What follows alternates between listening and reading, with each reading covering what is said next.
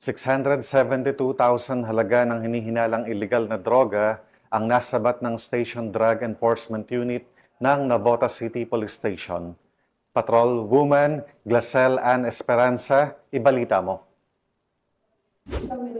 Mas na lalaki ang naaresto na maoperatiba ng Station Drug Enforcement Unit ng Navotas City Police Station sa isang bypass operation sa Barangay San Jose, Navotas City.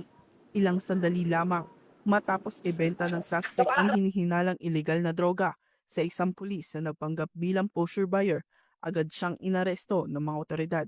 Kinilala ang suspect na si alias Ian na itinuturing na high-value individual at umano'y sangkot sa pagtutulak ng illegal na droga.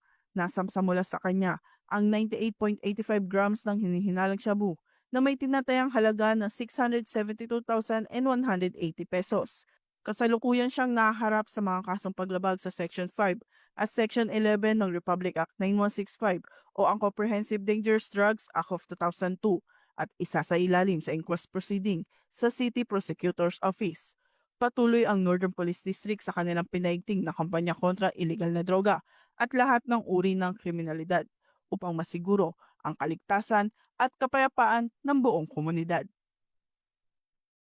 Mula rito sa Northern Police District, ako po ang inyong PNN correspondent, Patrolwoman Glacel Ann Esperanza, alagad ng batas, tagataguyod ng Balitang Pulis.